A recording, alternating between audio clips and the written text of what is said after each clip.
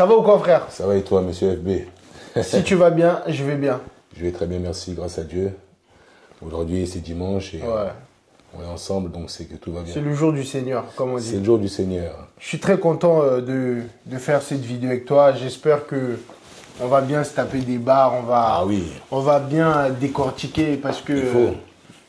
tu es quand même un pionnier. Ah, merci. Moi, je rajoute de notre génération. Effectivement, je ne suis pas un pionnier de ce mouvement-là, parce qu'il y a des illustres Oui, prédécesseurs. on va pas rentrer dans les jeux des enfants mal élevés là, qui manquent de respect aux précurseurs ou encore aux anciens, à nos Pas aïeux. du tout, bien sûr. Il faut toujours respecter. Donc on a les des anciens. illustres aînés qui ont façonné ce mouvement, Ouais. qui l'ont créé à leur image.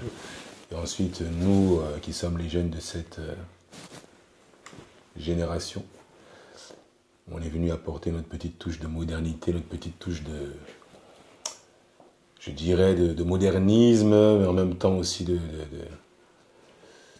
on a apporté notre nouvelle touche. Voilà, Bon, pour faire plus court. on peut quand même se permettre que les jeunes font aussi évoluer quand même le truc. C'est très important, Ouais, parce que parce justement, on ne peut ouais. pas rester que dans ce qui a été fait avant. Même l'iPhone, frère, ça évolue. Hein. Ah, mais Tu c'est te rappelles important. du premier? Moi, je me souviens d'un Nokia que mon père avait dans les années 92. Voilà. À l'époque d'Itineris. C'était les tout premiers portables en France. Ils étaient grands comme ça. Sans tarder, on a oublié de faire un truc. Bon, moi, j'ai pas oublié, mais est-ce que tu peux te présenter, s'il te plaît, pour les personnes qui vont te découvrir? Qui ne me connaissent pas. Ah, ok. Voilà, dans le podcast. Parce Bon, que... je m'appelle Monsieur Roby, donc R-O-D-B-Y. Je suis parisien, français d'origine congolaise des deux Congos. Merci. Je suis artiste musicien. Je suis entrepreneur aussi également. Et j'aime me vêtir, donc j'ai comme passion la sape, entre guillemets. Donc, tu es un artiste sapeur. C'est comme ça que... Je dirais, je suis un dandy, mais le dandy, c'est pas notre courant à nous.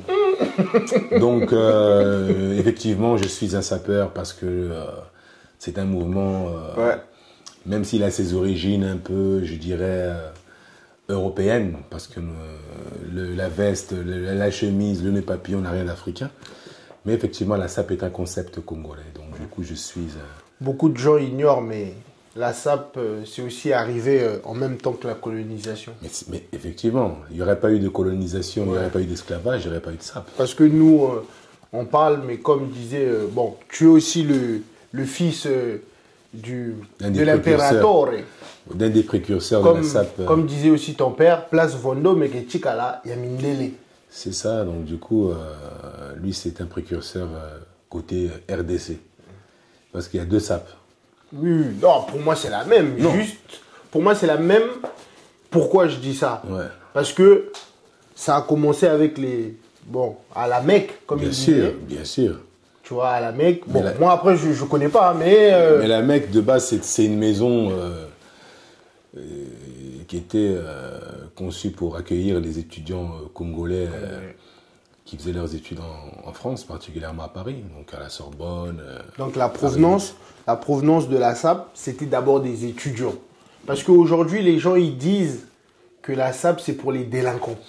C'est les délinquants qui sont venus se l'approprier, comme je l'ai dit dans une émission précédente, avec la musique que nos pères ont fait. C'est-à-dire qu'au départ, c'est des étudiants du Congo-Brazzaville. Hein. Moi, je te parle de l'histoire de la SAP, le mot SAP, parce que... Toi, tu as la chance, hein. Moi, tu as Dengam. Voilà, parce qu'en fait, le problème qui se pose, en fait, c'est qu'il y a une confusion. Ouais. Et je vois plein de gens qui disent, ouais, la SAP n'a pas commencé à Brazza, la SAP a commencé à... Nous, les Kinois, en fait, il faut savoir un truc. Le mot SAP, le concept, le mot SAP vient d'un Congolais de Brazzaville. Oui.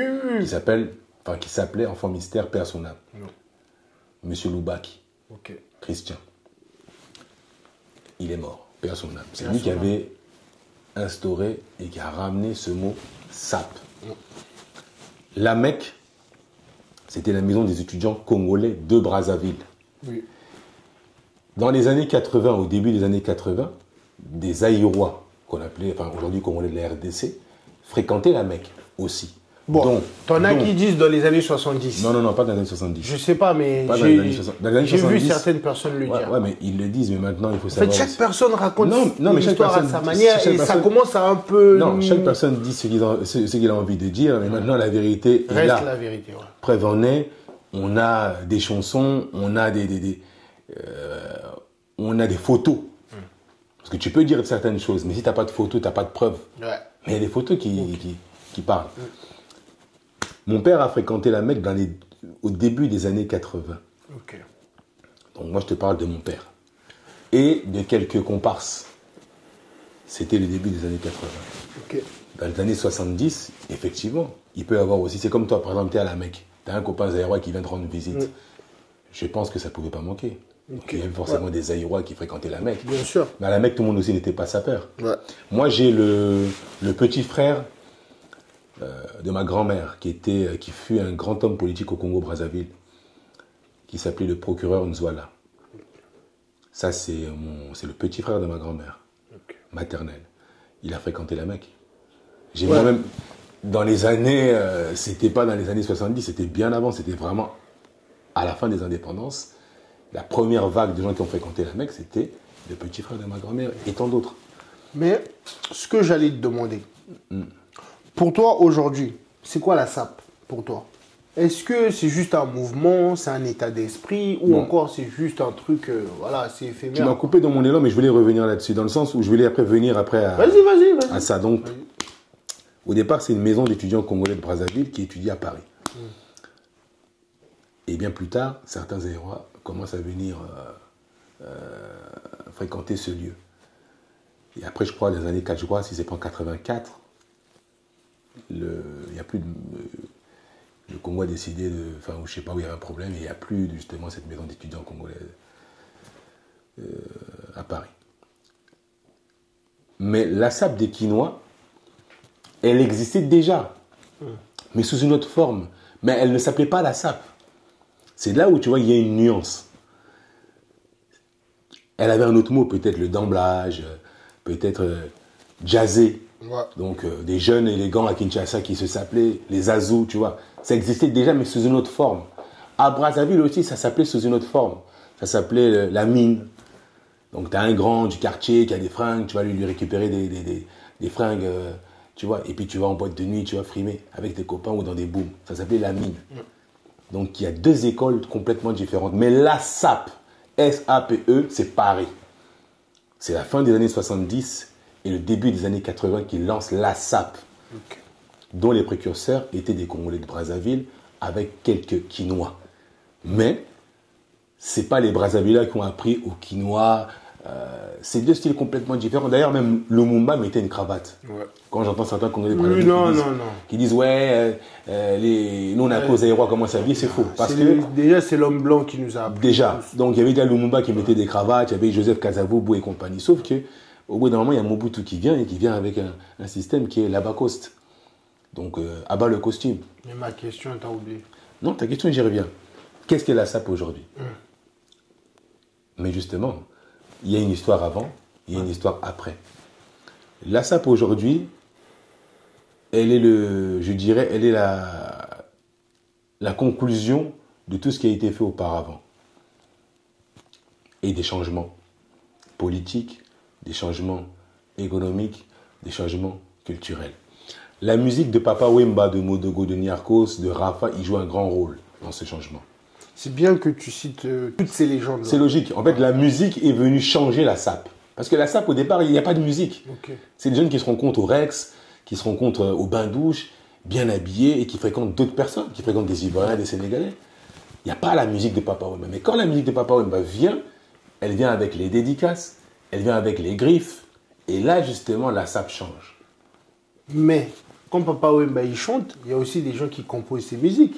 C'est ce que je suis en train de te dire. Eux, les sapeurs, qui composent les musiques pour que Papa Wemba interprète. Effectivement. Voilà. Faut pas qu'on oublie aussi parce que tu vois. Mais bien. Non, mais moi je le sais, mais cette vérité, c'est bien que vous puissiez la dire à ceux qui nous regardent. Voilà. Donc, moi personnellement, en quelque sorte, le changement, il vient à partir de cela. C'est-à-dire qu'il la vulgarise. Un mouvement qui est au départ une sous-culture, un mouvement qui est au départ quelque chose de très underground, avec la musique de Papa Wemba, ça devient populaire. Du coup, dans les années 80, si tu as des aînés, si tu as des tontons, si tu as des papas, des vieux, ils vont te dire que dans les années 80, tout le monde voulait être sapeur. Tout le monde voulait venir à Paris, tout le monde voulait avoir une paire de Weston au pied. Avec des chansons comme des Matébou, avec des chansons comme Proclamation. C'est là où ça donne envie à tout le monde d'être sapeur. Mais au départ, c'est un truc parisien. C'est pas un truc, c'est un truc de Parisiens qui repartent au bled. Voilà. Montrer que non, je suis parisien. Et comment on reconnaît un Parisien? C'est à l'allure. C'était ça au départ. Mais, en fait, le but, c'est pas seulement se focus sur la sape. Le but, c'est aussi le fond et la forme. C'est sûr. Tu vois. Tout en sachant que un actif, c'est quelque chose qui rapporte de l'argent. Un passif, c'est quelque chose qui fait dépenser. Pour toi, est-ce que la sape, c'est un passif ou un actif? Selon toi. Après, tu peux avoir ton avis à toi, mais tu peux aussi avoir l'avis des autres parce que c'est subjectif. Moi, pour moi, la sape, moi, j'en ai fait un fonds de commerce. Voilà. Donc, j'ai créé une société. J'ai plus le magasin, mais j'ai toujours ma société où je vends des vêtements en ligne. Donc, moi, pour moi, la SAP, c'est une source de revenus. Maintenant, le côté passif, je dirais, il y a tellement de choses où on paye qui ne nous rapportent pas. Tu vois, par exemple, aller en vacances, tu dépenses, mais ça te rapporte peut-être des souvenirs dans le cerveau, peut-être de la culture. On regarde, on paye des abonnements à la musculation, ça nous apporte à bien-être. Ça peut aussi nous apporter à bien-être. Il n'y a pas que le côté je dépense pour que ça me rapporte quelque chose. Des fois, si tu te sens bien dans tes pompes, bien dans ta peau, c'est déjà un grand apport. Il y a des gens qui payent des conseils en images. Il y a des gens qui payent des gens pour qu'ils aient confiance en eux. Maintenant, toi, quand tu payes ta fringue, tu payes ta chemise, tu payes ton pantalon, C'est un plaisir. C'est un plaisir. Ouais. Tout plaisir n'est pas forcément dans le but que ça puisse rapporter quelque chose, non? Oui, mais tu as des gens, pour eux, en fait, les gens ne comprennent pas. Par exemple, toi, tu aimes bien te voir bien habillé. Bien sûr. Moi, peut-être que j'aime bien être avec des femmes. Un autre, peut-être qu'il aime bien, faire des restos. Bien sûr. Un autre, peut-être qu'il aime bien voyager. Bien sûr. En fait, chacun a son loisir, chacun a son délire. Bien sûr. Mais sauf que le problème, c'est que les gens, quand ils parlent de la sape, c'est pour dire que les sapeurs sont irresponsables. Les sapeurs, c'est un truc que pour les femmes. Les sapeurs, c'est que des dépenses. J'ai même entendu certains riches dire que les histoires de sapeurs, c'est pour les pauvres. C'est très, très, très Toi, aujourd'hui, subjectif. parce que toi, regarde, tu as compris le monde. Tu as compris que faut laisser le physique, la vente. Tu vois, par exemple, un magasin physique pour aller en ligne. Ouais, parce que j'ai compris que Tu as compris que le e-commerce, ça fonctionne aussi. Mais quand j'ai compris que moi, j'ai vécu un Covid. Moi, j'étais à République, j'ai ouvert en novembre 2018. J'ai connu les Gilets jaunes. Donc, c'est-à-dire que moi, quand j'ouvre en novembre, c'est là où commence le mouvement des Gilets jaunes, en 2018. Ensuite, il y a une grève des transports qui dure pendant au moins 2 mois et demi. Presque jusqu'en janvier. Et après, aux alentours de, je dirais, mars, on a le Covid. Donc, j'ai pu comprendre qu'en réalité, l'avenir, il n'est pas dans la boutique physique. D'abord, c'est les taxes. Le loyer. Il peut arriver aussi, donc c'est ça. Donc, il y a les taxes, il y a le loyer, tu as les charges. Tu as tellement de charges. Et puis, tu n'es même pas sûr que tu vas rentabiliser. Alors qu'il y a des jours aussi où, comme je t'ai dit, il y a les grèves, tu vois, il y a aussi les mauvais temps, alors que la personne peut être de chez lui, même s'il n'a pas... Et puis les gens travaillent. Ouais. Donc les gens, des fois, ils n'ont même pas le temps, les gens ont des enfants. Ouais. Donc aller dans une boutique, tout ça, ça demande un temps. Ouais. Alors que, regardez sur Internet une veste, par exemple, si elle te plaît, tu vois... Tu as juste à commander. Juste à commander. Elle vient chez toi sous 48 heures ou sous 24 heures. Ça dépend de quel format de livraison tu utilises. Tu vois. Oui, mais toi, tu as compris ça parce que tu as reçu une éducation. Non, l'éducation. Certainement. Non, ou tu t'es éduqué toi-même. En tout cas, j'ai reçu une bonne éducation de la part de mes parents parce que déjà, mon père, il a... Non, là, je parle de l'éducation financière, pas de l'éducation. Tu vois ce que je veux dire? Non, j'y viens. C'est-à-dire, j'ai reçu une bonne éducation en termes... Parce que l'intellect, c'est pas forcément que la finance. Tu peux être quelqu'un de très intelligent, donc avoir des facultés intellectuelles, et pas avoir des facultés de gestion d'argent. C'est deux choses complètement différentes. j'ai reçu une bonne éducation, mais je me suis beaucoup, je me cultive beaucoup. Je lis beaucoup, je voyage beaucoup, et du coup, j'arrive à comprendre le monde. Ce que beaucoup de gens n'arrivent pas à comprendre, parce que le monde, il évolue. La Terre tourne. Ouais. L'horloge tourne. Mais il y a des gens qui restent statiques. L'horloge tourne, mais la tête ne bouge pas. Alors que la tête doit bouger en même temps que l'horloge. Tu ne peux pas aller dans le sens inverse. Ouais. C'est comme si tu avais la tête en bas et les pieds. Et voilà, alors que le temps va comme ça. Le temps, il ne va pas comme ça. Tu ne peux pas rembobiner le temps. Donc du coup, il faut aller en fonction du temps. Et c'est vrai qu'aujourd'hui, on vit l'époque du télétravail, on vit l'époque du e-commerce. Regarde, on s'est connu par Internet. Ouais, tu vois, c'est un moyen de se connecter très rapidement. Et même, on est deux e-commerçants. Tu vois, ouais, ben là, je viens de les découvrir, donc c'est très intéressant. Tu vois. Voilà, tu vois. Bon, après, moi, je ne communique pas sur les petites affaires. Moi, ici, on parle que de ça.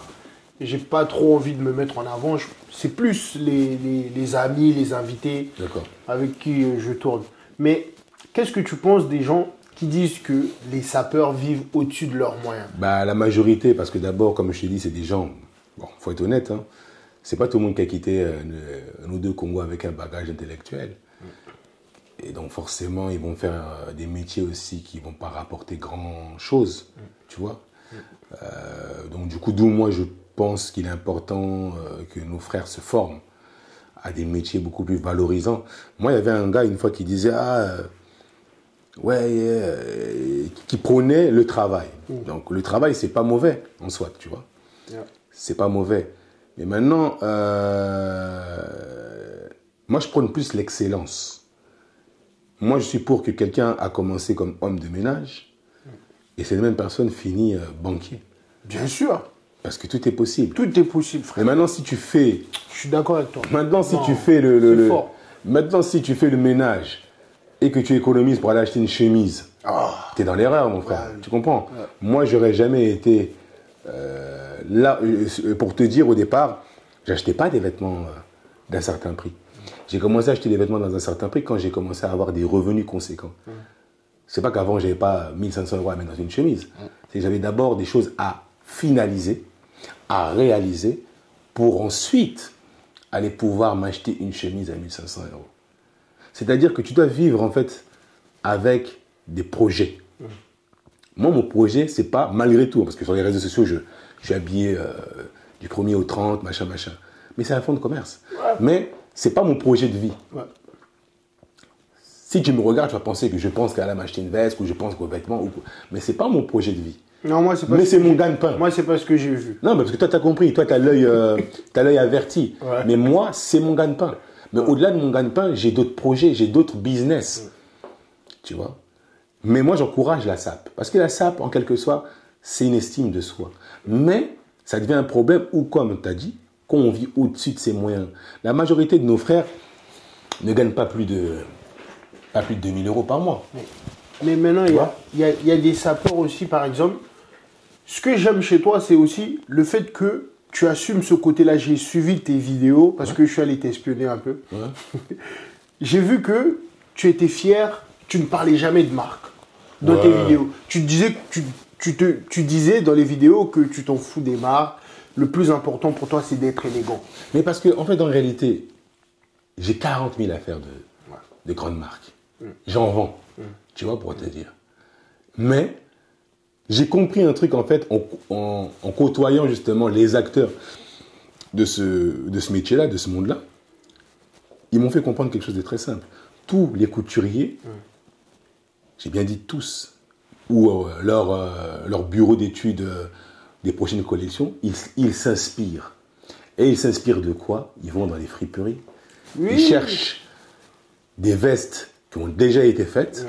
Et ensuite, ils les mettent au goût du jour et puis ils vous les vendent 2000, 3000, 4000 €. Mais le plus important... Mais toi, est-ce que tu vas aussi dans les friperies, voir des bons trucs pour prendre... Non. En fait, je voulais pas... au début, il y a très très très longtemps, quand j'étais étudiant, j'y allais pour une simple et bonne raison qu'il y avait des choses superbes. Tu vois, mais au niveau qualitatif. Toi, t'assumes. Non, mais t'as des gars, c'est des monteurs. Ils mettent des étiquettes chez je sais pas, chez un tailleur ou je ne sais pas quoi. Non, en fait, ça c'est le complexe. En fait, je te dis que moi, j'ai des affaires. Mais tu sais que ça existe au moins, je suis pas fou. Non, mais ça existe parce que de toute façon, quand tu es complexé, tu vas aller. Tu vas tellement. En fait, t'es tellement. Tu sais, les gens qui ont grandi dans la pauvreté, ils ont besoin de s'affirmer par l'apparat, par se valoriser par rapport au prix de ce qui. Tu vois, la valeur d'un homme, c'est pas. Tu sais, moi, j'ai des amis qui sont multimillionnaires. Et ils sont amis avec moi, pas parce que je mets des vêtements chers, mais ils sont amis avec moi parce que j'ai quelque chose dans le cerveau. C'est-à-dire qu'en fait, un vêtement, la valeur d'un vêtement, comme je le répète et comme je viens de faire une petite phrase dans une de mes chansons qui dit « Basombi prix, basombi combo na étiquette, mais basombi matière. » Ça veut dire qu'un vêtement, d'abord, c'est ça. C'est la matière. Voilà. Tu comprends? C'est la matière qui détermine la valeur d'un vêtement et non le prix. Le prix, c'est parce que c'est des commerçants. Ils mettent un prix parce qu'ils savent qu'il y aura des pigeons ou il y aura des clients qui vont venir acheter. Mais ce n'est pas dire que la matière, elle est noble. Dès que ça sort du magasin, prévenez, on le retrouve moins cher tout de suite dans le marché de la seconde main. Donc la valeur d'un vêtement, ce n'est pas le prix. Aujourd'hui, pourquoi je n'achète plus? Parce que, d'abord, j'ai 40 000 vêtements. Donc je ne vois plus l'utilité d'acheter des vêtements. Mais moi, pour ceux qui ne connaissent pas les vêtements, je les encourage de temps en temps à aller chercher parce qu'ils vont comprendre les vêtements. Pas forcément, même pas forcément dans les friperies, même même connaître le vêtement, connaître le tissu. Aujourd'hui, les gens ne connaissent plus le tissu. Les gens ne connaissent plus l'habillement. Ils ne connaissent plus s'habiller en saison. Tu vois, parce qu'ils n'ont pas cette culture vestimentaire. Les vendeurs qu'on voit dans les magasins, là, ils ne vont pas te dire... déjà, eux-mêmes, ils n'y connaissent rien, c'est des vendeurs. Bah oui. Un vendeur, tu l'enlèves de chez Versace, tu l'enlèves de chez Yoji, Gucci, tout ce que tu veux. Tu le mets dans la vie normale, il ne connaît pas les vêtements. Il est pris parce que c'est un commerçant. Mais ce n'est pas un connaisseur de vêtements. Moi, je suis dans une phase où je suis dans la connaissance. C'est l'hiver, c'est l'automne. Je vais te mettre des couleurs, je vais te mettre des tissus automnales. Je ne vais pas les mettre un pantalon en lin alors que dehors, il fait -5. Mais ça, je l'ai appris parce que j'ai beaucoup touché. Il faut toucher. Tant que tu ne vas pas toucher, tu ne vas pas comprendre. Mais en revenant un peu sur le truc, sur la question où je t'ai demandé si pour toi la SAP c'était un actif ou un passif, mais ça peut être les deux. Oui, ça peut être les deux, mais beaucoup de gens ne comprennent pas. Tu peux aimer les vêtements, par exemple, comme toi. T'as ta veste. Demain, tu veux la vendre. Tu peux la revendre. Bien sûr. Si tu as un nom. Bien sûr. Ton nom peut jouer sur le vêtement. Bien sûr. Tu peux le vendre même plus cher que le prix que tu l'as acheté au magasin. Et ça, beaucoup de gens aussi ne captent pas ça. Tu vois ce que je veux dire? Et il y a aussi le personal branding de la personne, tu vois, ça peut peser. Mais les gens, ça, ils se disent que lui... Non, mais les gens, en fait... les gens rêvent. Les gens sont conscients, sauf que les gens, ils aiment être détracteurs. C'est-à-dire que tu peux faire tout ce que tu veux dans la vie, il y aura toujours des gens qui seront contre. Tu peux même décrocher la lune. Tu auras toujours des gens qui vont te dire « Ah non, c'est nul, oh, machin ». Donc moi, les gens... J'ai compris quelque chose, j'ai compris que si tu ne fais pas ta vie, tu ne vas jamais la faire. Une vie, on n'en a qu'une, tu vois. Et quand la mort frappe à ta porte, elle ne prévient pas. Alors qu'est-ce que je vais me casser les bonbons à savoir que quelqu'un ne veut pas ou pense comme ça? La SAP, c'est un plaisir. J'ai une bonne question. Dis-moi. Pour toi, pour être un bon sapeur, tu dois avoir combien de sources de revenus? Pour moi, au moins, un minimum. Minimum 2500 € par mois. Non, combien de sources de revenus? Pas seulement... Ah, d'accord. Maintenant, avoir plusieurs sources de revenus, est-ce que réellement parlant, c'est difficile, hein, parce qu'il faut savoir gérer. Avoir 4-5 tafs, il faut savoir gérer. Avoir 3-4-5 Donc, si tu as au moins 2500 € par mois, tu peux être un sapeur moyen. Ou un bon sapeur. Mais en fait, un sapeur, comme je t'ai dit, tu peux te saper avec pas beaucoup d'argent. Mais quand tu es un sapeur, il faut changer. Mais c'est ce que je t'ai dit. Tu peux acheter une veste, tu peux avoir 6 vestes à 100 €. Oui, c'est vrai. Ça te fait 600 €. Donc ça te fait, disons, une veste. Donc pendant 6 mois, tu t'achètes une veste, c'est déjà beaucoup, 6 vestes. Mais les gens qui déroutent les jeunes aujourd'hui, moi, ça c'est Versace, 39 000 €.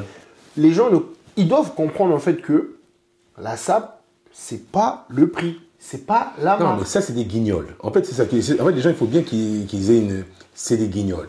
Moi, la sable, je considère ça comme du dentisme. Il faut que ce soit beau, il faut que ça soit présentable, il faut que ça soit... faut que ça exprime quelque chose. Comme ça. Tu vois, il faut que ça exprime quelque chose. Réglage. Réglage. Moi, dans mon école à l'ancienne, quand je dis mon école, c'est-à-dire l'école des vieux que moi j'ai apprécié, des vieux qui m'ont inspiré, on parlait des réglages. Ouais. On parlait des réglages, c'est-à-dire un bon sapeur, c'est celui-là qui savait marier les couleurs. C'est fondamental. Tu vois, c'était celui qui savait harmoniser. Il a comme chez nous on appelle la jatance, la arche, bien rasé. Tu vois, un bon parfum. C'était ça pour nous un sapeur. Un sapeur, c'était pas quelqu'un qui allait acheter des boutiques et montrer des billets. Mon frère, même un dealer, même n'importe quel mec au pays qui braque demain une banque, qui vient ici, il peut aller acheter des vêtements chez Louis Vuitton, chez tous ces trucs-là. Mais ça fait pas de lui un sapeur. Et puis même Louis Vuitton, ils ne te vendent pas la qualité, ils te vendent le nom. Merci. Merci. Tu vois. Donc en fait, c'est les gens, c'est le complexe. Voilà. Tu comprends, quand tu es complexé, c'est comme il y a des mecs qui achètent des voitures pour impressionner les nanas. Ouais. Et tu as des mecs, par leur prestance, par leur beauté, par leur charisme, ils arrivent à avoir des nanas. Avec un Navigo. Avec un Navigo, tu comprends. Tu as des mecs même qui vont aller faire des gris-gris pour aller peut-être avoir du succès. Et tu as des gens, parce qu'ils ont ça dans le sang, ils ne le forcent pas. Ouais. Moi, je préfère avoir un mec avec 500 € qui arrive à être beau qu'un mec qui achète des vêtements même à 1 million. Moi, pour moi, ça ne va pas m'impressionner.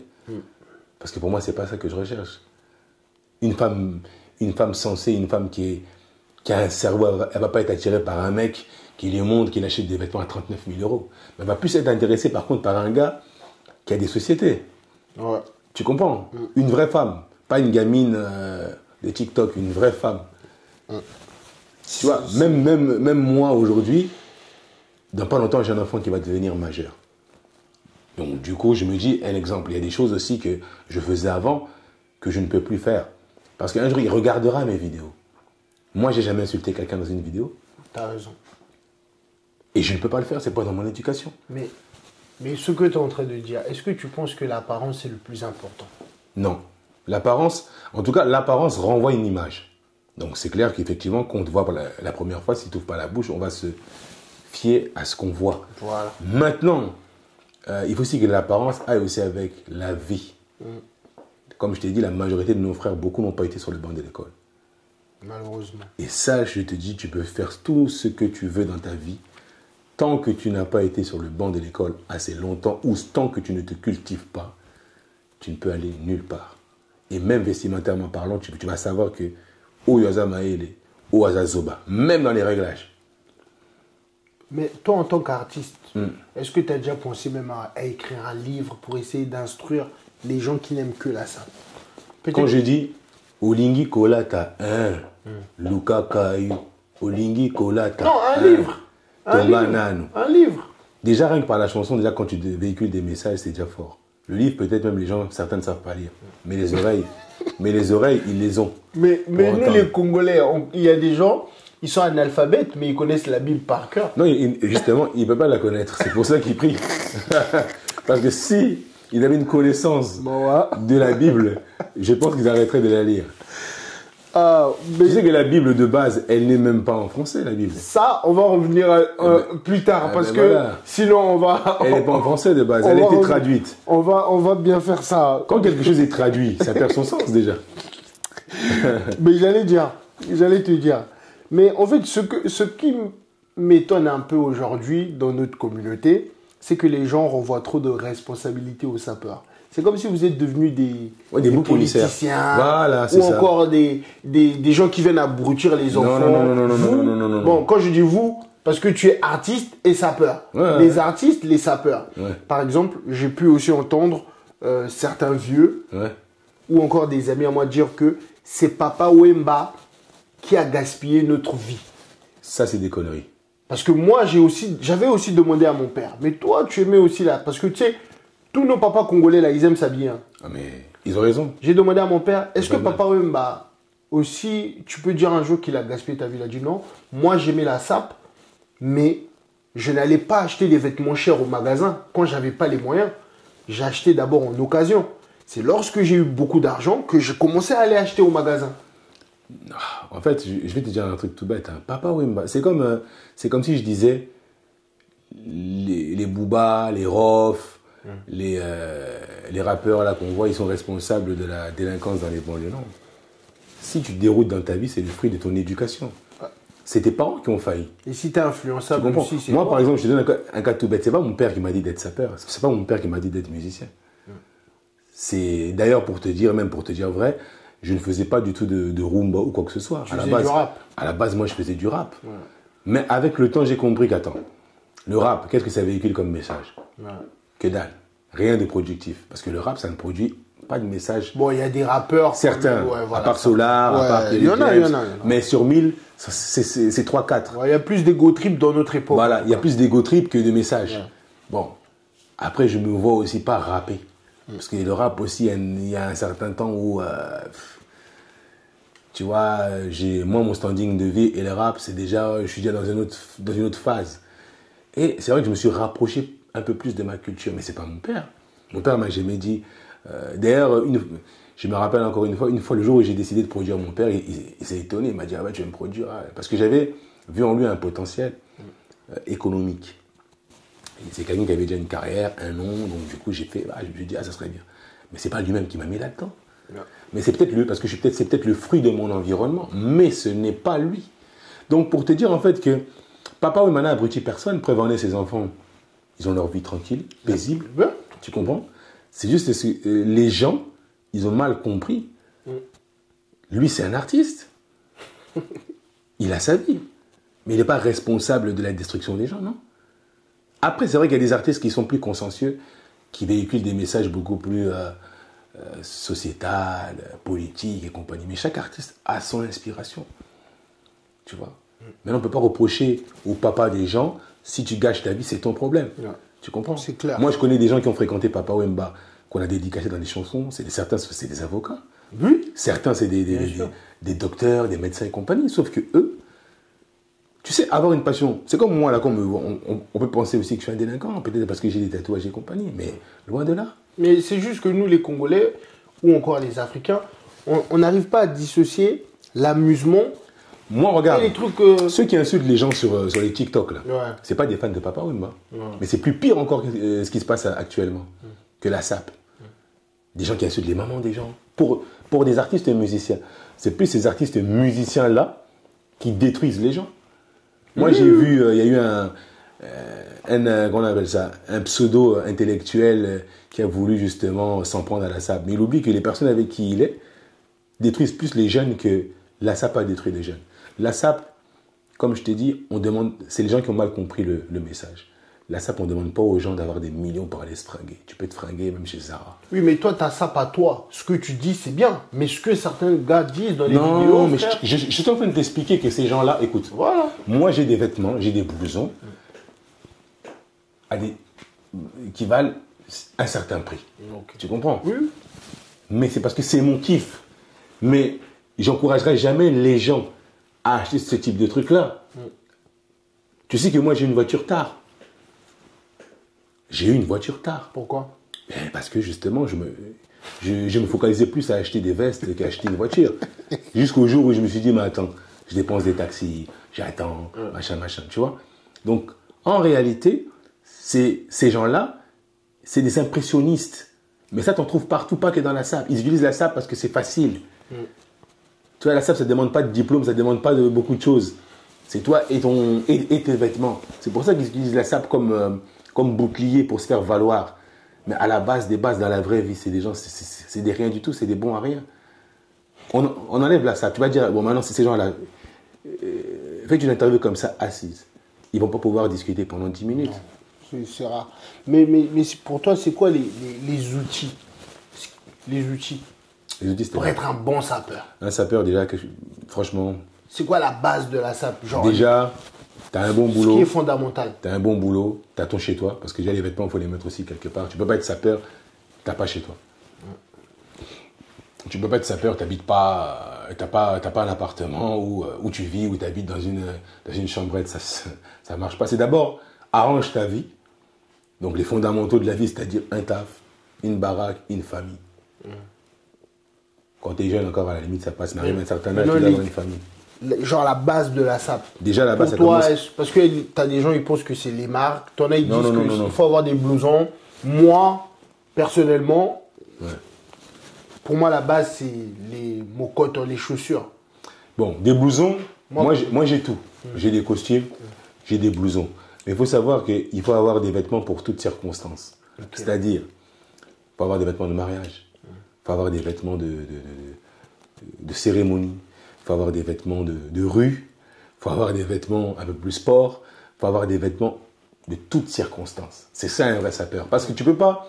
Moi, je vois certaines personnes, par exemple, surtout du côté de mes frères de la RDC, mariage, là, tu blouses à cuir dans un mariage. Or qu'un mariage, tu ne peux pas aller en blouson en cuir. Même si le blouson il vaut des millions, ça reste un mariage. Mariage, c'est codifié. Ouais. Même si je préfère avoir un gars en demi-Dakar, donc comme là je suis donc veste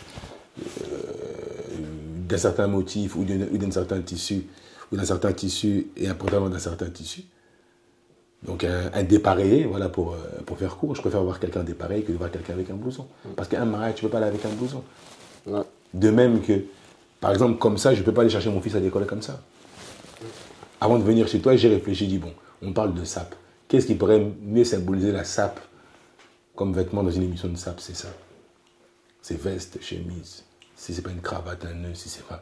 C'est ça qui symbolise le mieux la sape. Ouais. Sinon, j'ai des blousons, j'ai des trucs extravagants. Mais au moins, cette sape-là, elle met tout le monde d'accord.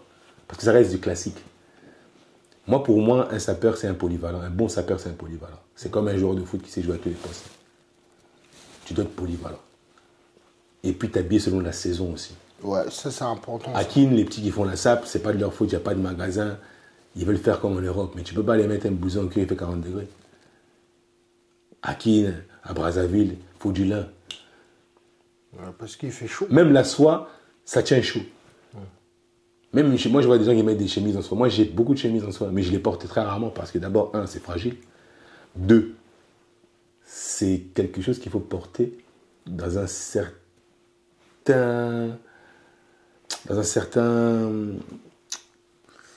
certaine mesure où il ne faut pas qu'il y ait trop de chaleur parce que la soie garde la chaleur. C'est comme ça, là, par exemple, un pantalon comme ça, tu portes ça au bled. Tu peux pas. Non, tu peux pas. Tu peux pas. C'est trop lourd. Il y a des règles. Par exemple, des mocassins, ça se porte avec quoi? La coupe du pantalon, même l'ourlet. Tu as plein de jeunes baïs, ourlet, c'est très important. Même une veste que tu achètes même une veste que tu achètes en prêt-à-porter, au bout d'un moment, il faut aller mettre un petit billet chez le tailleur pour qu'elle soit à ta taille. Beaucoup de gens ne savent pas ça. À ce moment-là, veste dans un magasin Kenzo Alati. Moi, maintenant, je commence à porter du sur-mesure. Parce que c'est le sommet du vêtement. C'est le sommet. Tu comprends? Ouais. C'est mieux qu'un... Tu sais qu'il y a des costumes sur-mesure qui vont dans les 15 000, 20 000 balles. Ouais, mais en fait, c'est que les gens pensent que s'habiller, c'est juste du prêt-à-porter. Non, c'est pas le prêt-à-porter. Ils n'arrivent pas à distinguer le sur-mesure aujourd'hui, c'est le sommet. L'Everest. Quand tu vas chez Tifolelli, qui est l'un des plus grands tailleurs dans le monde vestimentaire, un costume Tifolelli, c'est 15 000, 20 000 balles. Et ça, les mecs, ils peuvent appeler, ils peuvent se renseigner. Et c'est les chefs d'État, c'est les monarques. Mais tu sais, les gens... C'est plus cher qu'un blouson, tu vois. Tu sais, les gens, ils disent que oui, les vêtements chers, la sape, c'est juste vous, bon, les Congolais ou encore les Africains, mais frère, tu vois, les t-shirts de Zuckerberg, encore les vêtements ça coûte 300, 400 balles. Mais quand tu as de l'argent, de toute façon, je vais te dire un truc, il n'y a pas de simplicité. C'est pas parce qu'il n'y a pas la marque que c'est moins cher. Dès que tu as de l'argent, de toute façon, tout ce que tu vas faire, quand tu gagnes bien ta vie, hein, bah, tout ce qui est autour de toi est cher. Lui, il n'aura pas le temps d'aller chercher un truc à H&M à 15 €. Il va juste acheter le même t-shirt, effectivement, qu'on vend à H&M 15 €. Mais lui, il va l'acheter 300 € parce qu'il n'a pas le temps d'aller chercher à acheter moins cher, puisqu'il a des moyens. Lui, tout ce qui est autour de lui, c'est des palaces. Tout ce qui est autour de lui, c'est du luxe. Donc, il va acheter que du luxe. C'est clair. Mais après, ça ne sera peut-être pas forcément tape à l'œil. Mais quand on parle, le t-shirt sera fait en coton, mais un coton peut-être de Tasmanie, un coton d'Amazonie avec des fibres. Ça ne sera jamais le t-shirt lambda. Mais pour toi, par exemple, comme on parle des saisons, depuis tout à l'heure, on est en train de répéter, il faut s'habiller par rapport à la saison. Pour toi, on a 4 saisons. Bien sûr. Bon, est-ce que tu peux nous donner des tissus à mettre pendant ces 4 saisons? Laine, velours, coton. Ça dépend du coton, parce qu'il y a des cotons lourds. En tout cas, laine, velours, coton, c'est idéal pour l'hiver et l'automne, parce que c'est des périodes presque similaires. Et le printemps? Printemps, je dirais plus coton. C'est l'idéal. Après, il y a des laines vierges aussi. Mais le cuir, tu le mets où alors? Le cuir, il est toute saison. Ok. Il y a pas, parce qu'il y a des cuirs d'été. Ouais. Il y a des cuirs. Et pour l'été? Le lin. Ouais. Je conseillerais le lin. Idéal, simple, fluide, léger. Et puis certains cotons aussi. Parce qu'il y a des cotons, il y a des laines aussi d'été. Il y a des gabardines de laine aussi d'été. Moi, j'ai vu une vidéo sur YouTube où Kester, il disait que lorsqu'on nous a appris comment mettre les tissus, je ne sais pas si tu as vu cette vidéo, Ouais, j'ai vu. on était deux. Il ne voulait pas citer le nom de Papa Wemba. Il dit on était deux. Et il a dit que c'est là où lui, il a compris c'est quoi la base. Avant d'abord de t'habiller, c'est d'abord respecter la saison. Mais bien sûr. Parce qu'aujourd'hui, les gens veulent faire croire aux gens que la sable, c'est juste le prix, c'est juste la marque. Non, mais ça c'est faux. Ça, c'est des Ngaya Chindongo. Non, ça, c'est des Pour Ngaya Chindongo. pour ça que certaines personnes disent que cette mentalité, c'est une mentalité de pauvre. Non, mais parce que, en fait, comme je te dis, c'est la musique des Papa Wemba, de mon père. Cette musique-là, les gens, ils l'ont pas comprise. Du coup, ils écoutent des chansons dans lesquelles on cite des marques. Donc, du coup, ils sont focalisés là-dessus. Mais c'est pas ça. Quand le mouvement a commencé, moi, je suis le symbole, en fait, du parisianisme. Ouais. Moi, je suis le symbole des anciens. Moi, quand les anciens me regardent, ils adorent. Parce qu'ils voient que le petit, c'est un bon élève. La plupart des sapeurs, là, tu vois, ils n'ont pas fréquenté, ils n'ont pas un mentor. Dans la sape, il faut avoir des mentors, il faut avoir un... Tu comprends? Mais attends. Après, dis-moi tes mentors. Attends, j'y viens. Ouais. Ils n'ont pas de mentors. C'est des gens qui ont été dédicacés par des musiciens. Ouais. Donc, eux, ils voient que c'est des sapeurs parce qu'on l'a dédicacé chez un musicien. Oui, c'est vrai. Mais je vais te dire un truc. La plupart des musiciens qui les ont dédicacés, ils ont porté les vêtements, ils ont eu des cours de nos papas à nous, de nos tontons à nous. Mais maintenant, je suis l'élève et le fils direct de ces vieux-là. Ouais. On ne peut pas être pareil. Tu comprends? Donc tu es au four au moulin, quoi. Même pas au four au moulin. C'est-à-dire que eux, c'est une école, on les a dédicacés chez des musiciens. Non, mais toi, tu es né. Mais moi, j'ai des aînés, j'ai des maîtres vestimentaires. Côté Lia. Oui. Donc la Ngamba Sefa. Et puis j'ai des maîtres et des inspirateurs. Tu vois, et des inspirations. Et des inspirateurs. Made in RDC. Bon, maintenant, c'est tes mentors. Si t'as un déjà, pour te dire, moi, j'ai connu... Musicien et sap. Non, bon, musicien, par contre, pour moi, c'est pas vraiment des sapeurs. Ça, non, je dis dans la musique. Ok, musique, on va voir. Tu veux commencer par la sape? Je préfère qu'on commence par la sape d'abord. Comme tu veux. Bon, j'ai connu Jacques Moulélé. Ok. Celui qui m'a donné, par exemple, l'envie de mettre un impair, c'est Jacques Moulélé. Je l'ai connu. Ok. En France, je le voyais. C'est un Congolais de Brazzaville aussi. Congolais de Brazzaville. Oui. Très chic, très élégant. Ok. C'est lui qui m'a donné vraiment l'envie de mettre l'imperméable, de lire le journal. Tu comprends? Tenu là comme ça, tu vois. Ouais. Moi, les vieux Congolais de Brazzaville, ils avaient une allure que j'adorais. Ouais. Ça met le journal là, tu vois. Toute la journée, il lâche pas son journal. Il a son impair et tout, tu vois. Sache qu'il fait grave. Il y a Jacques Moulélé, par exemple, que j'aimais beaucoup, avec toujours un bon parfum et compagnie.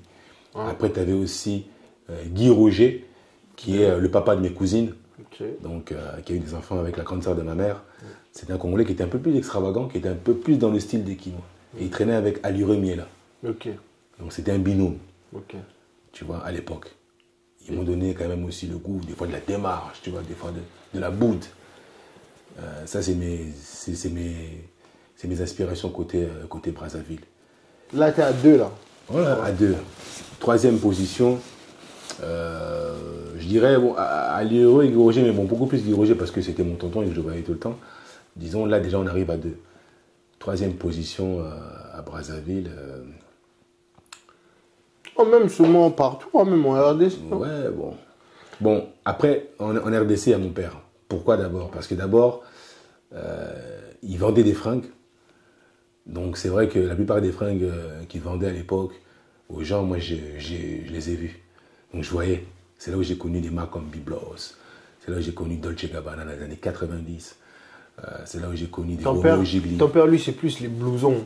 Non, pas du tout. Au contraire, Modibo, ouais? Non, il en a porté, mais c'est pas tellement les blousons. Non, mais lui, il disait qu'il avait des... J'ai vu une vidéo, il dit qu'il avait beaucoup de mal de blousons. Bon, il peut dire ça comme ça. Il a quelques blousons. Il en a beaucoup porté, mais lui, il est plus fan des marques japonaises et puis surtout, il est fan du tissu. Ah ouais? Ah ouais? Ouais, parce que il fait il est l'un des précurseurs de ceux qui ont ramené la mode japonaise. Oui, ça aussi. Donc plus ça. Mais lui, les blousons, les cuirs, il en a porté parce que tout Parisien doit avoir un blouson en cuir. Okay. Mais c'est pas non plus, il n'est pas que focalisé dans ça. Non, moi j'ai cru comprendre que... Non, c'est plus je dirais, ouais, son mentor, son acolyte, son vieux Niarchos, qui était beaucoup plus dans les blousons. Okay. Mais mon père, il est un peu comme moi, il met du tissu, il met des blousons, il met un peu de tout. Ouais. Mais je dirais... lui, parce que déjà, c'est mon père, donc j'ai vécu avec lui toute mon enfance, tu vois. Et donc, j'ai pu voir des tonnes et des tonnes de vêtements et des tonnes de marques aussi, tu vois. Mais il les mettait où? Mais il les mettait à la maison. On avait un appartement à l'époque, au début des années 90, au Lila. C'était pas un grand appartement, c'était un duplex. Enfin, une sorte de duplex avec un étage. Et il mettait ses vêtements justement en haut. Et après, quand on est parti à Aubervilliers en 95, là par contre, il avait sa chambre avec une penderie, il avait aussi des vêtements au salon. En fait, on avait une penderie aussi au salon. On avait comme une espèce une porte que tu ouvres, et là, il avait aussi classé aussi des vêtements aussi à l'époque. Et toi, quand tu touchais ces vêtements, des fois, il se vénère pas? Ou ça va? Non. Et puis à cette époque-là, je ne m'intéressais pas tellement non plus à ça. Ah, ok. J'étais plus dans autre chose. Ouais, c'est bien ça. J'étais plus dans autre chose. Mais c'est vrai que moi, j'ai le souvenir, par exemple, de ce qui m'a marqué. C'est là où j'ai beaucoup aimé Versace par la suite. C'était parce que je voyais souvent les vêtements à couleur. Et quand il en portait, je voyais des dessins. Ça te fascinait? Ouais, ça me fascinait. C'est de là qu'est venu mon amour un peu pour Versace. Lui, par contre, il n'en a pas trop porté. Lui, c'est beaucoup plus Yohji. Après Yohji, il a beaucoup porté Dolce Gabbana, il a beaucoup porté Marité aussi à une époque, dans les années 80, mais ça c'était même avant que je naisse. Mais lui, c'était beaucoup plus, ouais, c'est ça, Miyake, Yohji, Comme des garçons, Gianfranco Fé, un peu. Mais je voulais aussi te poser une question. Lorsque tu vois tous les darons qui sont... parce que il y a eu une certaine époque où les darons ils étaient vraiment à fond dans la SAP. Toi, tu te disais quoi en fait? Parce que faut pas qu'on se monte. Beaucoup de personnes dans ce mouvement-là, très peu de papas aujourd'hui, ont pu se focus sur la transmission. Là, je te parle en termes par exemple, tu m'as dit que tu es dans l'immobilier. Ouais. Mais la plupart de nos parents, à cette époque-là, avec la SAP, très peu de personnes pensaient à la transmission. Comment est-ce qu'ils peuvent transmettre des biens?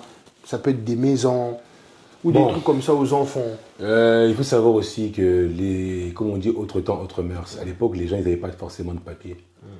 Moi, j'ai eu la chance, mon père, il a eu des papiers à son arrivée en France. Tu comprends? Donc, du coup, il y a beaucoup de gens qui n'ont pas été en règle pendant de nombreuses années. Donc, mais comment est-ce qu'ils ne sont pas en règle, mais ils arrivent à s'acheter des vêtements chers? Ah, mais déjà, mais comment ils arrivent? Mais c'est normal. Il y avait des business à l'époque. La survie, c'est un peu comme ce que tu vois un peu à Barbès. Les jeunes bandits que tu vois qui sont en train de vendre des cigarettes, ils sont dans le système D. Tu vois, ils sont dans un pays, ils n'ont pas de papier. Tu veux qu'ils fassent quoi? Oui, mais toi, par exemple, tu as eu un bon exemple. Par exemple, ton père, il avait des FAF. Et il était bien, vous étiez assis, il y avait un cadre. Il y avait un cadre parce que... il y a des gens qui n'ont pas de papier, mais qui prennent de l'argent, mais qui s'achètent que des vêtements. Mon père, il avait un cadre parce que justement, il pouvait faire aussi comme ses potes, aller faire des business, dealer, faire je sais pas quoi. Mais il a été malin. Moi, mon père, il n'a pas fait la prison. Moi, quand je vois des guignols qui viennent des voix, c'est pas un exemple, mais moi, ça me fait rire. Non. Attends, ça, c'est pour eux. Ils disent ce qu'ils veulent. Non, moi, je parle avec ça. Toi, ce qui compte, c'est... Moi, je pense de certains guignols parce qu'il faut remettre les choses dans leur contexte.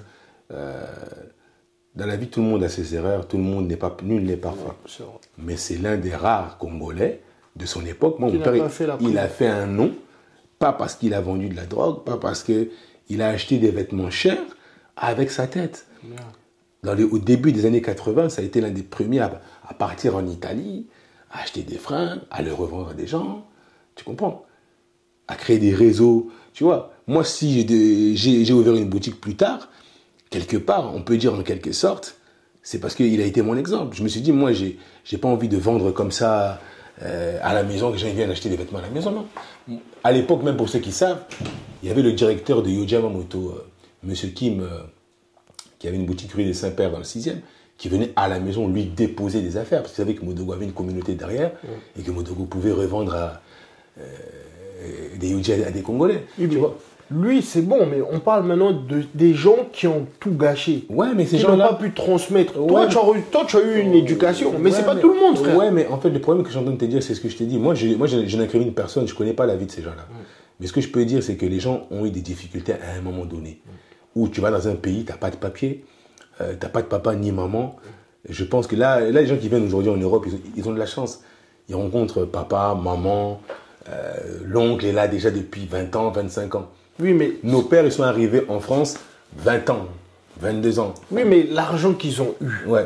En fait, c'est pas grave, t'as pas de papier. Non, si c'est grave. Mais t'as gagné de l'argent. Non, c'est grave. Je peux t'assurer. De l'argent. Mais tu vas faire avec cet argent, puisque t'as pas de papier. Dis-moi, qu'est-ce que tu peux faire? Mais t'en as qui Tu peux pas prendre un crédit. Non, mais bon, ok. Tu peux pas prendre un crédit déjà. Donc, au niveau de la banque. Donc, tu ne peux que acheter des vêtements. Non, mais à part des vêtements, ils n'ont pas fait que ça. Ils ont aussi donné de l'argent à des musiciens. Ils ont aussi dépensé dans les femmes. C'est pas que les vêtements qui ont gâché leur vie. Ça serait trop. Non, moi après on développe. Ouais, moi ma question cette génération-là, c'est pas les vêtements. Ça serait trop triste de cantonner ça à dire que c'est les vêtements qui ont gâché leur vie. Parce que moi, quand je discute avec plusieurs entrepreneurs, ils me disent que nous les Noirs, on n'a pas la conception d'acheter des maisons. On n'a pas la conception d'être propriétaire. Parce que tu sais, c'est quoi? Nous, on n'achète que des vêtements. Parce que c'est l'Afrique qui fait ça. C'est l'Afrique. Dans quel sens? Tu habites en Europe, mais tu ne penses pas à investir là où tu habites, tu penses à aller investir dans le pays. Investir au pays, les émissions comme ça et compagnie, c'est très bien. Mais il faut savoir que quand tu commences à faire des enfants dans le pays là où tu es, il faut investir là où tu es. Oui, mais eux, c'est justement ce que je dis aussi, c'est que la plupart des gens qui sont dans la SAP, qui sont vraiment à fond dans la SAP, ils sont en France, mais ils n'achètent pas. Mais comme j'en viens de te dire, il y a l'intelligence, il y a des gens qui vivent l'instant présent et il y a des gens qui voient loin. Donc l'argent, c'est quelque chose de... Ça vient, ça part, mais parfois ça ne vient plus. Alors il faut penser à demain. La retraite, moi par exemple, travailler de 8 à 19 heures pour attendre une retraite un jour, moi ça j'y crois pas à ce phénomène-là. Et la plupart des gens que je connais qui ont travaillé toute leur vie, à la fin du compte, ils ont la même retraite que quelqu'un qui n'a jamais travaillé. Moi je crois au développement. C'est-à-dire que tu travailles, il n'y a pas de souci, mais et des petites choses à côté qui font un complément de revenus. Mais si tu attends ta retraite via ton salaire, on le voit aujourd'hui. Aujourd'hui, les gens se font virer dans les tafs. Tu vois, pour moi, je ne les incrimine pas. Je me dis que ça, c'est l'ancienne génération, elle avait ses raisons peut-être d'avoir échoué, mais en même temps, ça a donné aussi des réussites, dans le sens où nous, les jeunes qui avons pris note des erreurs des anciens, on doit faire autre chose. Mais moi, je pense que les gens qui pensent à l'Afrique tout le temps, alors qu'ils habitent là, ils font des gosses là. Au bout d'un moment, tu peux pas... Fini. Tu peux pas, en fait, tu veux essayer de t'en sortir dans la vie, tu as quelqu'un qui t'appelle. Il y a ça aussi. Il y a quelqu'un qui t'appelle au pays. Oh, aide-moi. Mais c'est ça, parce que tu me demandes un truc tout bête. C'est vrai. C'est pas forcément que la SAP, c'est plein de trucs. C'est aussi les divorces. Il y a aussi plein de trucs qui font que ça ruine ta vie. Quand tu as quelqu'un qui t'appelle tout le temps, tu as des gosses, mais tu as quelqu'un qui un grand-papa, des fois il a quel âge? Tu as un frère à toi qui a 35 ans, 38 ans, mais qui peut aussi se démerder. Mais qui va t'appeler le jour de aide-moi. Il y a un deuil. Tout revient sur toi. Alors que toi, tu as un loyer à payer. Tu as un loyer à payer, tu as des enfants à nourrir, tu as des crédits en cours. Et tu dois encore aider. Comment tu vas t'en sortir? Tu ne peux pas t'en sortir. Mais ça, c'est pas que pour la SAP. Alors moi, si tu rajoutes à ça la SAP. Non, moi je dis, vu que toi, tu as un sapeur, ouais. Pour ça qu'on parle que de la SAP. Ouais. Tu vois, je ne vais pas parler de... Mais je pense que c'est pas que... Bon, voilà, toi, t'es pas un homme à femme. Non, pas du tout. Voilà. Sinon, j'allais te parler des femmes. Est-ce que les femmes, elles finissent l'argent? Mais là, vu que tu as un sapeur... Non, parce que tu m'as donné... Moi, je te dis que la SAP, ça amène aussi les femmes. Oui. Donc ça amène les femmes aussi indirectement. Donc toi, Non, moi je suis marié, je suis pas dans ce genre de choses. Toi, oui, mais il y a des gens, par exemple, ils vont le dire. Mais maintenant, j'allais te demander aussi un truc. Ma question au Combo Mamuto. Maintenant, qu'est-ce que tu penses des gens qui disent aussi que nous, les Noirs ne lisent pas? Ça c'est vrai. Les Noirs, ils achètent pas de livres, ils achètent que des vêtements. Oh, non. Ça revient encore aux vêtements, parce que j'ai l'impression que c'est la Mais compétence. c'est vrai d'un côté parce que c'est la compétence que les Noirs peut-être, bon, ça ou danser ou courir. Ouais, bon. Jouer au foot, je sais pas. C'est vrai que d'un côté, ils n'ont pas tort dans le sens où les Noirs, c'est vrai qu'il y a un petit problème. Mais notre problème, il vient parce qu'on a longtemps pensé que la lecture, c'était pas fait pour nous. On nous a fait croire que nous, on est bon à danser. À jouer au foot. Et à jouer au foot. D'où je dis que, moi j'ai mon fils qui veut jouer au foot, je lui dis tout le temps, non mais, étudie. Tu comprends? Parce que le foot c'est le hasard. Et tu as un cerveau, tu peux aussi devenir astronaute. Moi la musique je la fais par passion. Mais que ça marche ou que ça marche pas, c'est pas un problème. Parce qu'il y a déjà mes frères noirs qui le font. Mais pourquoi il n'y aurait pas par exemple de Ralph Lauren noir? Pourquoi il n'y aurait pas d'hommes politiques noirs? Moi j'aime beaucoup la politique. Tu sais, moi, de base, je devais faire du droit. Mais j'étais un peu rebelle. C'est ça qui m'a un peu mené vers l'art. C'est parce que j'ai un côté un peu rebelle. Mais je dis que c'est très, très important, je reviens encore, de lire. Et pas que de lire la Bible. Mais de lire toutes sortes de livres. Biographies, même des bandes dessinées. C'est une évasion, la lecture. Le monde se comprend par la lecture. Voilà. Mais toi, parce que bon, peut-être que tu n'as pas beaucoup d'enfants encore, mais toi, comment est-ce que tu espères transmettre? Ah, peut-être que j'en ai aussi beaucoup. Non, je sais pas. Non, c'est pour ça que je préfère pas. C'est pas le sujet. Non, en fait, j'ai des enfants. Ouais. Je leur transmets la lecture. Parce que c'est très important. Et parce que moi-même, leur père, j'ai beaucoup lu. Et je lis depuis l'âge de 5 ans. J'ai appris à lire, j'ai la chance d'apprendre à lire à l'âge de 5 ans. Je savais déjà lire et écrire. Ce qui est vraiment... ce qui est pas... Même les gens me demandent comment tu parles le Kikongo, comment tu parles le Lingala, tout ça, c'est parce qu'en fait, en réalité, personne ne m'a appris. Et j'arrive rapidement à apprendre, tu vois, des langues. Mais on a beaucoup parlé de... Bon, pas beaucoup, mais on a un peu parlé de ton père. Mais est-ce que tu peux aussi nous dire qu'est-ce que tu as pu apprendre à travers ta mère? Ah, ma mère, bah justement, ma mère, c'est la sagesse, c'est la... La zionne à quoi? Ouais, c'est bien. Ma mère, c'est l'humilité. Ouais. Azam Mutumogo, très humble. Discrète? Très discrète, très humble. Ouais, ça c'est les mamans congolaises. Azam Mutute, que au monde, il y a TikTok, il y a polémique. D'abord, Azam, elle est issue d'une famille déjà. Il y a Batou, Batamban, trop. Elle est issue d'une famille, surtout côté maternel et paternel. On a des hommes politiques dans la famille. On est des gens très humbles, très discrets, très travailleurs. Ouais. Et c'est une travailleuse. Elle n'a jamais... J'ai jamais vu ma mère femme au foyer. Tu comprends? Donc elle a toujours travaillé. C'est une femme qui est venue en France à l'âge de 13-14 ans. L'intégration, l'assimilation, elle s'est très très très vite intégrée. Non, c'est quelqu'un qui a, comme tout le monde, des défauts et des qualités, mais s'il y a quelque chose que je pourrais prendre d'elle, c'est le travail. Même malade, même avec la grippe, tu la vois tout le temps, elle est là, non, je vais au travail, tu vois. Ça, c'est quelque chose... T'es fils unique? Ouais, de père et de mère, ouais. Mais pas du côté papa, hein. Mais du côté entre mon père et ma mère, ouais, je suis fils unique, ouais. C'est une femme qui s'est toujours respectée, c'est une femme digne. C'est pour ça que je ne supporte pas qu'un connard puisse manquer de respect. Ah, moi, ça passe pas avec moi. Tu sais, il y a des femmes qui méritent du respect, ouais. Et il y a des femmes qui n'en méritent pas. Moi, je pense qu'elles méritent toutes.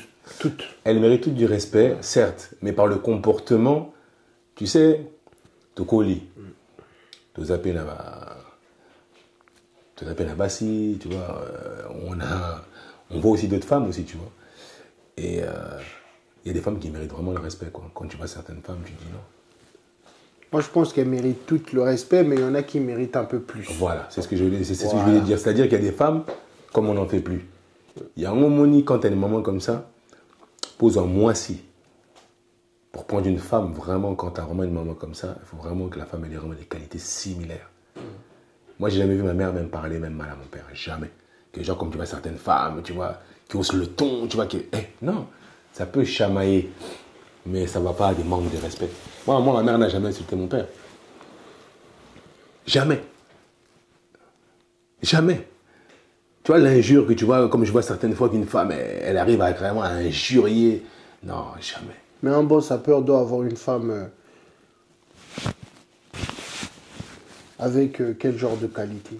Alors, déjà, il faut avoir d'abord une femme qui a déjà la patience, qui comprend aussi ta passion. Pas une femme jalouse. Parce que si tu es jalouse, tu ne peux pas avoir un homme qui se vêtit bien, parce que le fait de bien se vêtir, ça attire l'œil. Il faut avoir une femme qui a les pieds sur la tête. Et je dirais même pas forcément une femme qui aime bien s'habiller, aussi une femme qui peut aussi tout à fait en dehors de ton monde. C'est très important. Si tu as une femme qui est en dehors de ton monde, elle te mettra... Mais si tu as une femme aussi qui achète des affaires comme toi, qui est aussi dans le même monde que toi, c'est pas bon. Il faut avoir une femme qui n'a rien à voir avec toi. Au moins, elle te laisse dans ton délire. Et quand il faut te remettre en place, elle te remet en place et te dit non, là, tu as fait trop de dépenses. C'est pas bon. Tu vois. Mais si tu as une femme comme toi aussi qui est non, yep, fois là, vous allez sombrer, tu vois. Mais si tu as une femme qui, elle, n'est pas trop dans ton monde, c'est bien, elle va pouvoir te canaliser. Mais bon, je sais pas si tu as un mot de la fin. Non, le mot de la fin. Moi, je sais qu'il y a ton morceau aussi qui sort en décembre. Ouais, j'ai des projets artistiques. J'ai un ou deux albums qui doivent sortir. Deux ou ouais, des? Deux. Oh, Deux, j'en ai un. c'est productif, hein? J'aimerais bien. En fait, j'ai beaucoup enregistré pendant des années. J'ai enregistré. Et je sais pas, je me suis dit, bon, au lieu que je les garde pour moi, autant que je les fasse sortir. Tu vois, c'est l'art. Ça ne peut pas rester que bloqué quelque part comme ça. Mais pourquoi ne pas sortir genre un son tous les mois? Parce que si tu les sors d'un coup comme ça. Ça va se faire. Ouais. Après, sur les plateformes, ça peut être en bloc. Mais après, je peux les sortir sur format clip tous les mois. Ouais. Non, même juste l'audio, quoi. Parce que tu sais, aujourd'hui, les gens, j'ai l'impression qu'ils n'aiment plus les albums. Ils préfèrent un single. Bon, en fait, c'est une compilation de singles. Ouais. C'est pas vraiment le fait de l'album, parce que de toute façon, il n'y a pas de CD. Donc, du coup, les gens vont écouter morceau pour morceau. Ouais. Mais ce serait une compilation de morceaux, les mettre dans un projet commun. Parce que j'ai un autre projet qui n'a rien à voir, en fait. Donc, du coup, je voulais mettre ça dans un truc commun. Qu'est-ce qu'on peut dire aux gens qui te suivent? Suivez-moi dans les réseaux sociaux, via TikTok, Monsieur Roby, MONSIEUR-RO2BY. Sur Instagram, pareil. Sur Facebook, c'est Le Pionnier Roby The Lord. Et sur YouTube, tu postes? Sur YouTube, je poste plus, ça fait un bon bout de temps. Je pense que tu as pu le remarquer. J'ai vu tes vidéos. Parce que j'attends des nouvelles bastos, des nouvelles balles qui arrivent très prochainement. Donc du coup, je suis pour l'instant en stand-by au niveau visuel sur YouTube, mais ça va. Il y a des clips qui arrivent, donc du coup, voilà. Soyez patients. Bon. On s'attrape alors. On s'attrape. Merci encore à toi. Et puis, entretiens bien tes chaussures. Merci beaucoup. Allez, à plus. Merci. Allez. Africa.